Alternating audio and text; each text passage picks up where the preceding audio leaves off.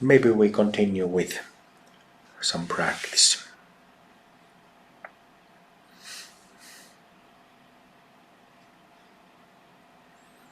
For the sake of all sentient beings, all sentient beings, all beings who are sentient, if we stretch that meaning of sentience, we can think of all living things. Human beings, animals in all forms. We can think of grass and rivers, sky, earth, air, everything. May all beings be free. May all beings be happy. Meaning, may all beings be content.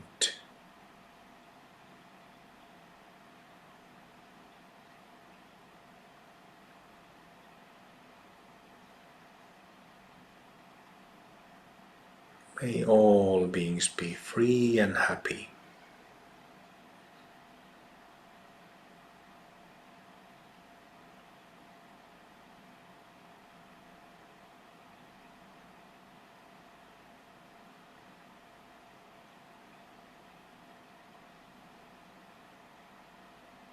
Always generating bodhicitta properly, so that our trikaya, three bodies, stretch open. When that happens, there is a shift in our energy, shift in our being, in our mind. Mind becomes clear, heart soft, body grounded.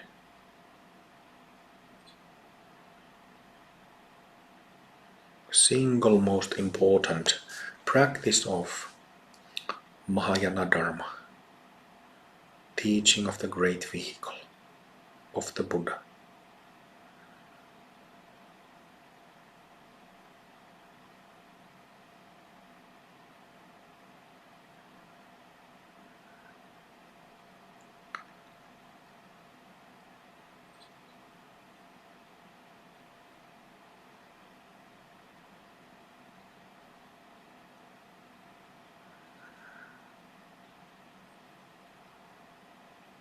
May all beings be free and happy.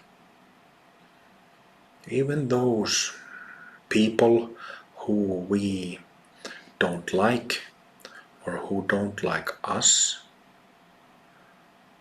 even those people who we don't agree with on relative matters. But the thing is that all beings are seeking for lasting happiness and peace. This is the root cause or root principle of bodhicitta. Transcending those relative matters, differing opinions,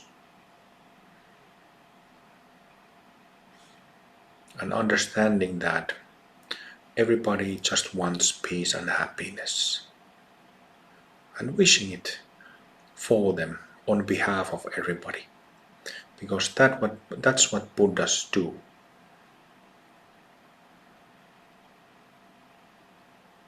That's what the Buddha in us spontaneously does.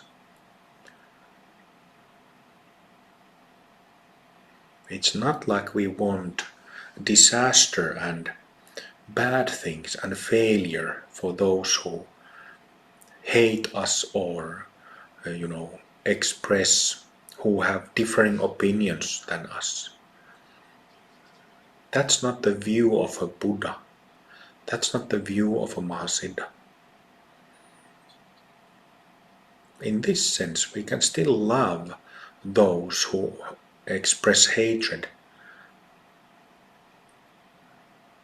or hatred towards us. Love thy neighbor, whoever the neighbor is. absolute perspective.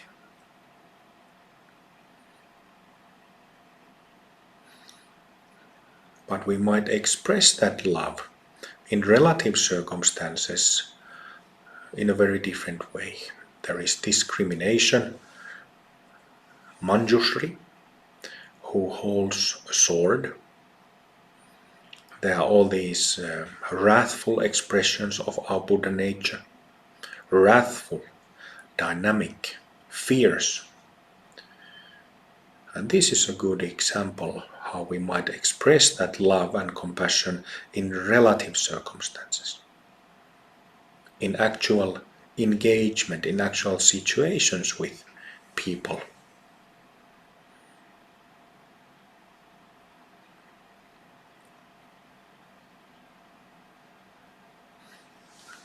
And that's another matter. But we always, Mahayana yoginis and yogis, when I say yogis, I mean both genders. For Mahayana yogis, this absolute perspective of compassion is very important because it opens up the whole system. Opens up all the knots, K-N-O-T, knots in our mind, our hang-ups, our habits of self-centeredness, selfishness, and delusions. Opens up the whole thing.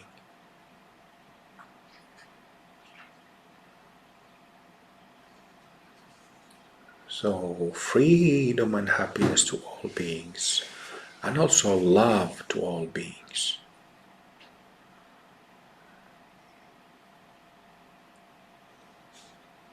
Love especially those who haven't felt love in their lives when they were small. May all those unloved be loved.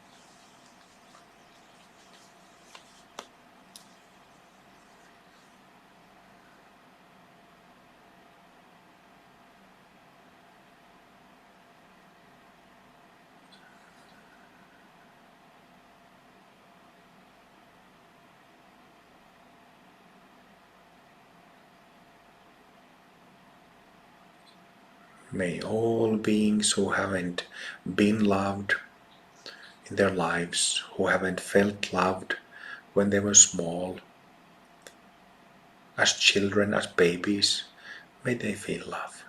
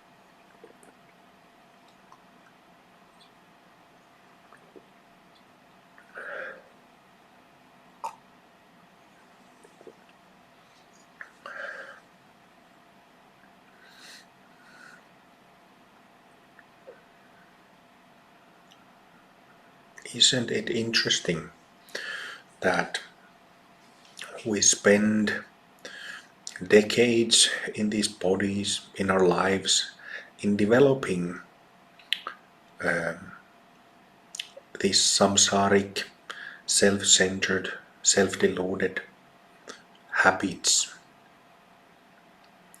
And then there is this one little thing that is called bodhicitta. This thought, this idea of wanting to help and love, wanting freedom and happiness to others, which changes that whole situation.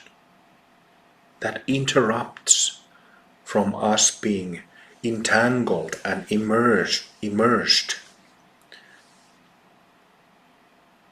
kind of like being inside a washing machine, like going round and round and round in our self-absorption and self-importance and all that stuff. One thought, may all beings be happy, free, loved, completely interrupts it and brings out our nature. This is already our Buddha nature showing up. Trikaya nature. Head becomes clear, heart begins to feel soft, and body naturally grounded. This is already Buddha nature showing.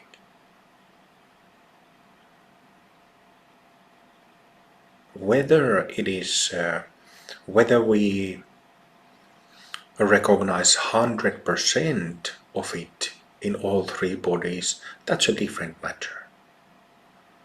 When we recognize 100%, then it's called cessation. Cessation, nirodha, another these scary terms in Buddhism. Nirodha, cessation, which means ceasing of habit patterns. This ceasing can be momentary or permanent. It is momentary when we are in the middle of purification process of transformation, transforming negativity, releasing attachments. But then the cessation becomes permanent when we are done with purification. Then our nature radiates the Buddha that is already inside us. Just radiates spontaneously like it always has. But it has been misinterpreted, mistranslated by our habits and patterns.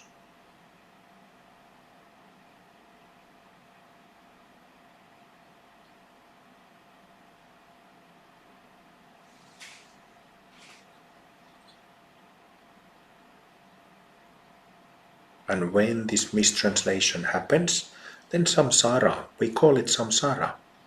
Samsara means going round and round, repeating the same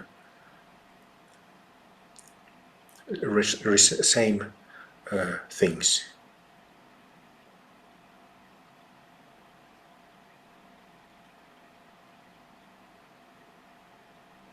Existence in a trap that repeats itself.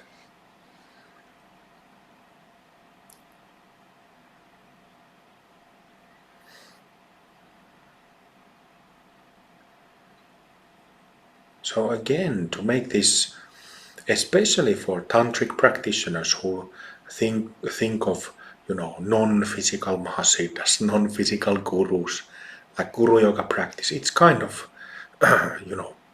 kind of mystical, esoteric thing.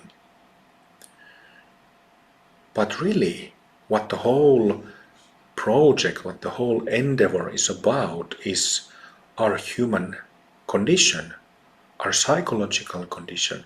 It's about our minds and thoughts and emotions in it.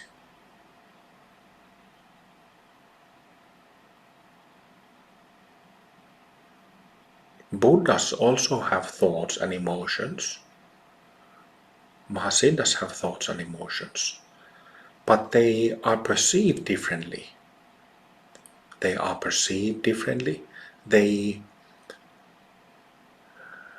The emotional world of a Buddha is a bit different because there is no negative emotion. There is no greed, no hatred, not wanting to take revenge, no such usual samsaric habits that arises in the mind of a ordinary samsaric human being.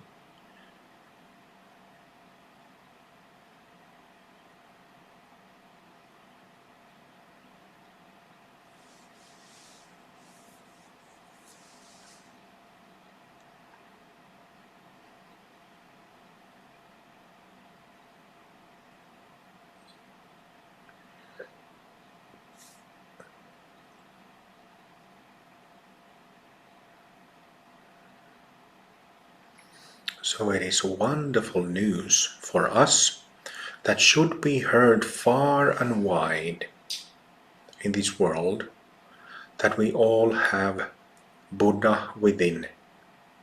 And this Buddha within, this pure nature, enlightened nature, wakeful nature, is not far. It's just hidden. It is secret for ourselves. But we have it. This is brilliant news.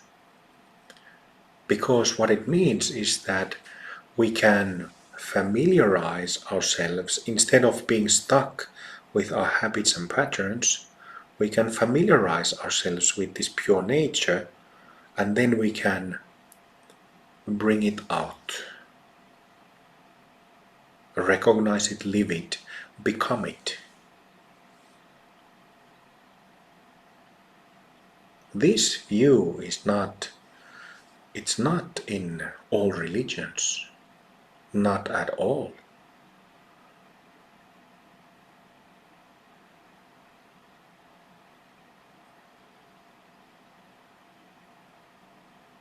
With a little bit different terminology, we could say that when Jesus Christ, Ishanath, is the most famous Mahasiddha in the world, we could say that there is Christ in us. Exactly as pure, exactly as brilliant as Jesus was as a Jesus Christ. That same nature is in us. No difference. Not at all.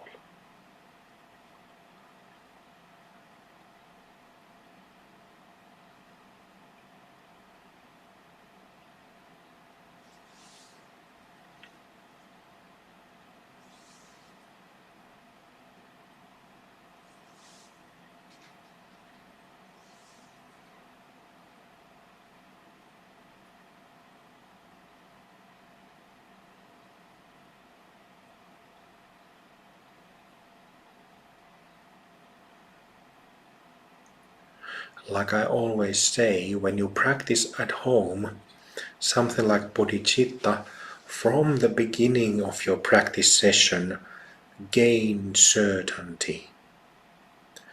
Which means, when you generate bodhicitta, put some meaning into that prayer. Put meaning into it. Make it real, not only lip service. And when you put meaning into it, your energy will shift.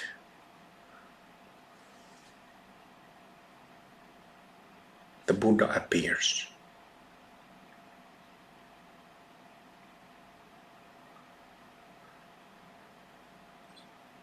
And now that the Buddha has appeared, how does it feel like? What is this Buddha nature? How is it like? Is it unfamiliar? Does it feel unfamiliar? Or does it feel very familiar?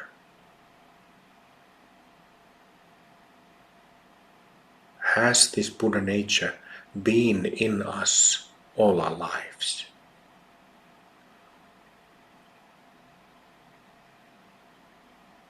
That should be very easy to answer. Of course, there is familiarity, because it is us. It is our true self, our true being, without the causes of delusion, without the causes of selfishness. This is our true nature. The true Ben, the true Helena, true Michael, true Rob, true Hannah, true you, true me.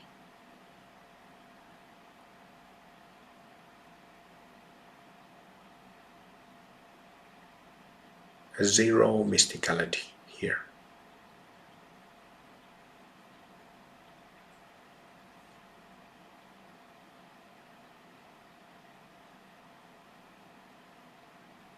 It's the nature of our bodies, the nature of our minds, the nature of our psyches.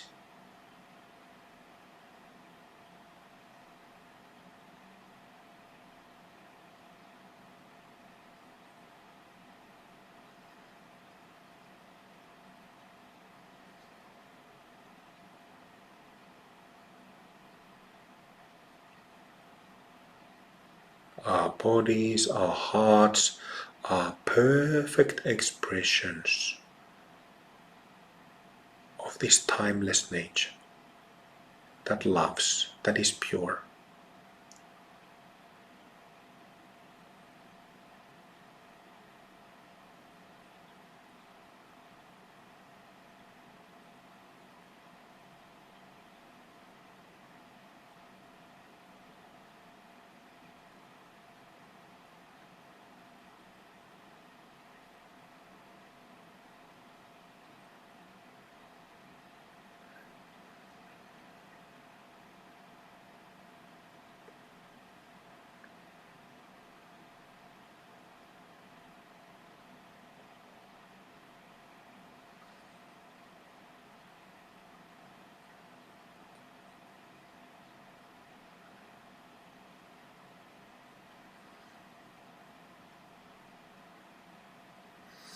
Something that well can happen over decades in life when we grow up and become middle-aged. For many of us it happens even earlier. In youth, as young adults, we start feeling heavy because things happen to us and we don't see things as they are. So we accumulate, we create this sense of self, we create this ignorance, avidya, and then build on that. We have hardships, traumatizing experiences, and because of all this, it starts to feel heavy for many of us. But when we generate bodhicitta or do any of the practices, it feels like, oh, that weight isn't there.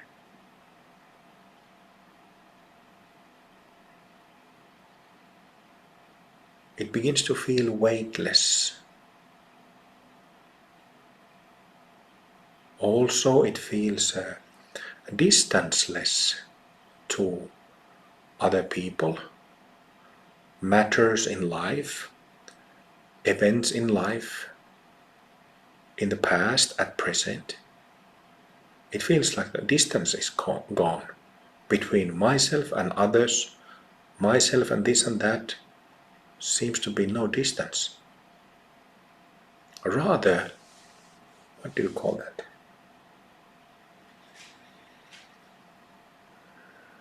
No. Intimacy. Intimacy.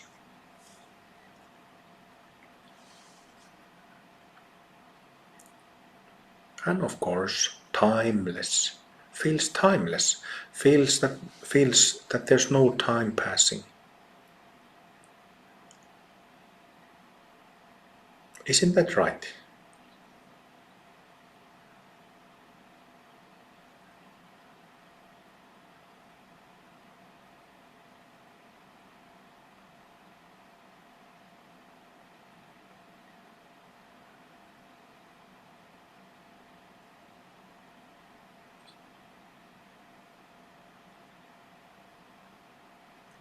in the third turning of the wheel of Dharma that are about Buddha nature, Tathagata Garbha teachings, wonderfully explained and expounded by Jonang Lamas, Dolpopa, Taranatha, and others.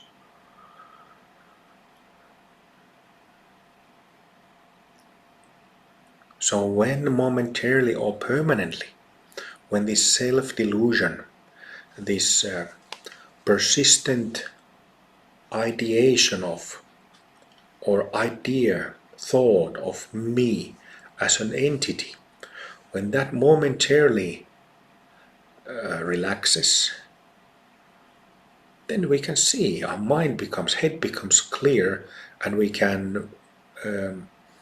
recognize this wakefulness, wakeful sobriety, you could say.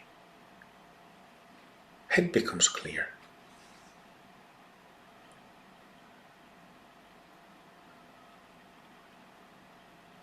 So this selflessness, as you know, emptiness, it's the main topic of study in Buddha Dharma and in the path of wisdom and clarity in Amrita Mandala. And that also includes releasing the self that is stuck or invested in time. It's like this subtle sense of self that thinks that it exists in the passing of time. Can you say that it believes that it exists in the sense of time? Can you say that? I hope you understand what I'm trying to say.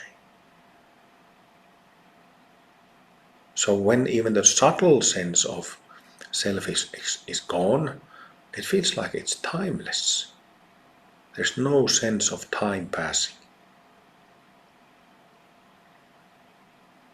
No sense of from one moment to the next, to the next, to the next. No sense of that. And in other words, according to Buddha nature teachings, we then get an access to recognize this eternality of our true being.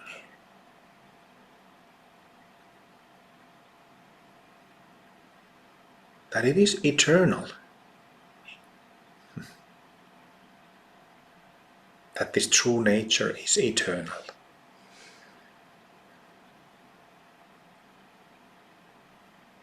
Everlasting. And it's also Vajra-like, cannot be destroyed. Indestructible.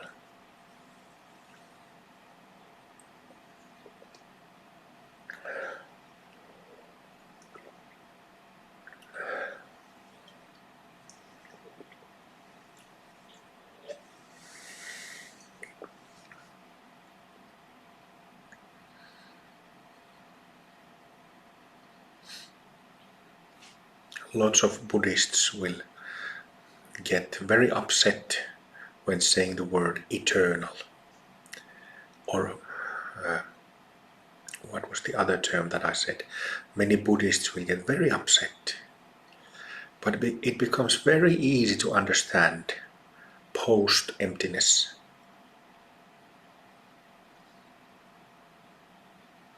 I think it's very easy to understand right at this moment if we are recognizing our basic nature.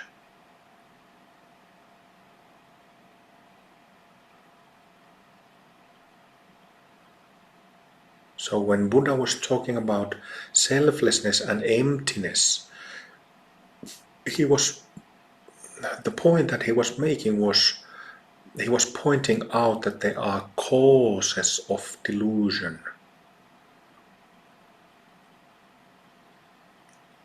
And it's this belief in a individually existing entityness, which is that root cause of delusion.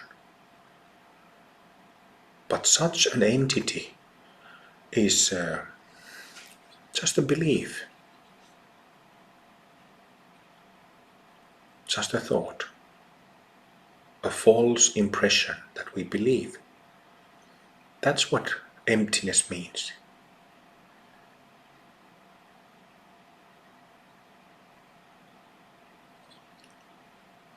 Regarding causes of delusion.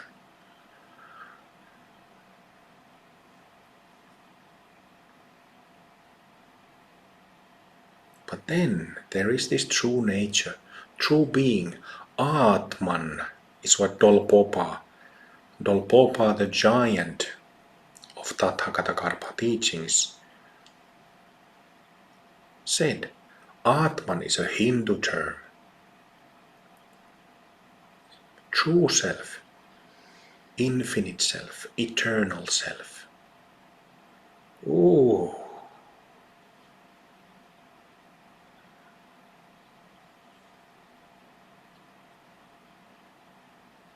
The self, our true self, true Hannah, true Rob, true Helena, true Michael, true Ben, true everybody, that radiates this love, positivity, joy, expresses playfulness, is effortlessly present, effortlessly in perfect harmony.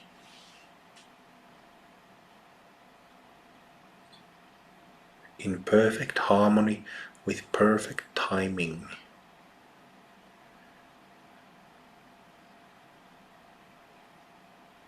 This is who we are, and that's who we want to know, our true self, our Atman, our soul. Sometimes Atman is translated as soul.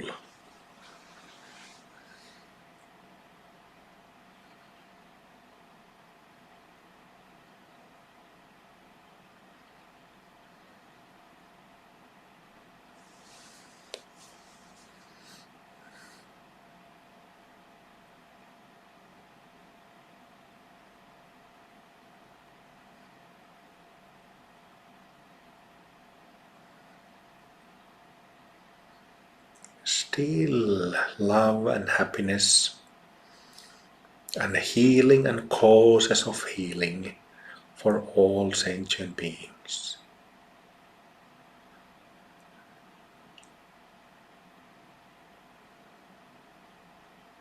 This is what the Buddhas spontaneously contemplate and express.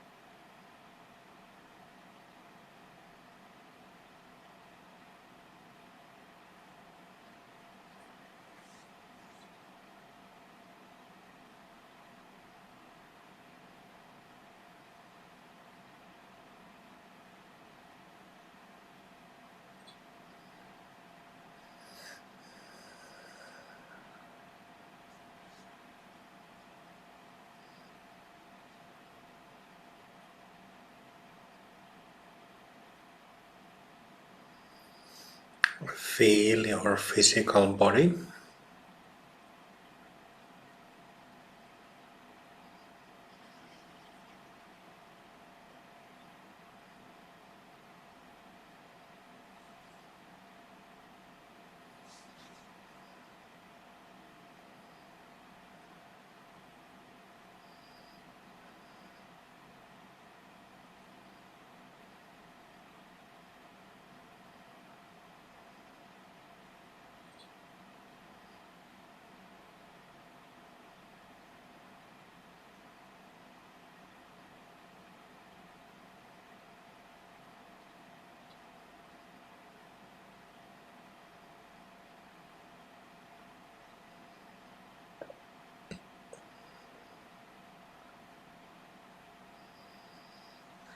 Let's chant relative to the Chitta, dedication of Mary, just short prayers.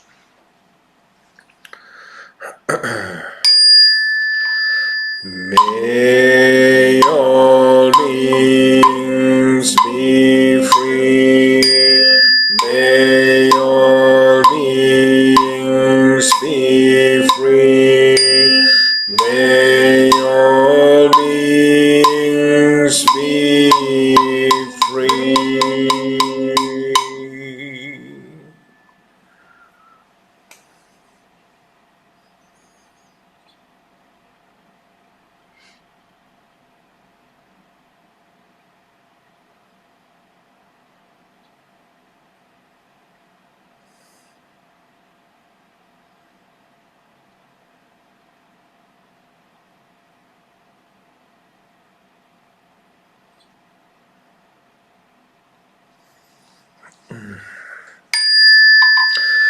May all beings receive my accumulated merit. I dedicate the merit to the refuge and to all sentient beings.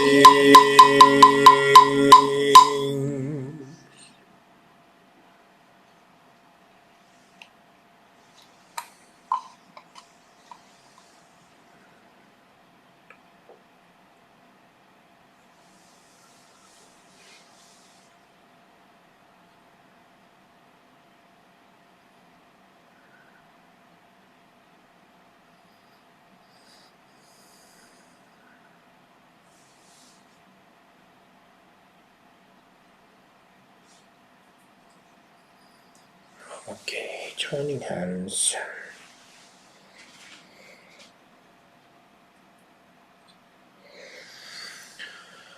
And then stretch a little bit.